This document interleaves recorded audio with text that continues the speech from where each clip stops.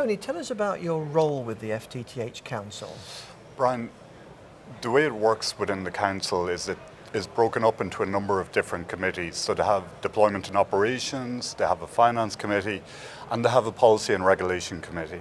And so I'm an external advisor to the policy and regulation committee, and I advise them on how policy is developing, how legislation and regulation is developing, and I advise them what aspects they should look at as the Fibre to the Home Council to try and accelerate fibre deployments.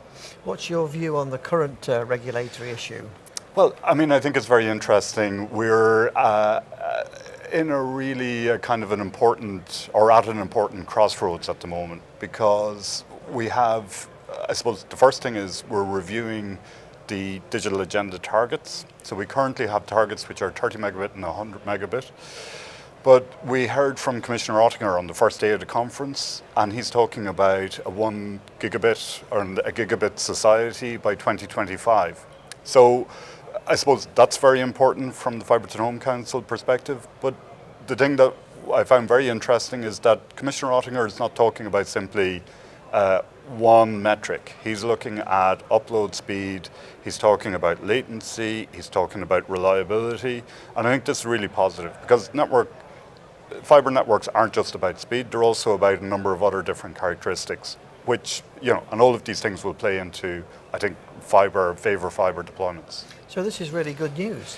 Yeah, I think so. But I suppose it's important to remember that this isn't just, it's not the only metric that's going on or not the only thing that's going on. The other thing that's happening is we're having a full review of the whole legislative framework. And these set out the kind of levers that policymakers, that regulators can pull in order to accelerate or encourage investments in fibre networks. It deals with a lot of other issues as well, of course, but it's very important from the Fibre to the Home Council perspective. So where would you like to see us go down that regulatory path of the next kind of 3 to 5 years? Well, I mean, I suppose from the Policy and Regulation Committee, we have looked a lot at success stories. And of course, we've looked at New Zealand. I mean, it was very interesting. Graham Mitchell was here from Crown Holdings in New Zealand, where they separated and all the rest. But something he highlighted as the most important aspect was to identify clearly a fibre objective. And I suppose what we have seen closer to home are some great examples of countries that have achieved very extensive and rapid fibre to the home deployments, notably Portugal, Spain, and even France is moving very fast. And what we've seen is that all of those countries have set a clear target to achieve fibre. But the second thing they've done is they've taken a number of measures to enable those fibre deployments. So they have introduced measures to allow sharing of passive infrastructures, to share in-building wiring.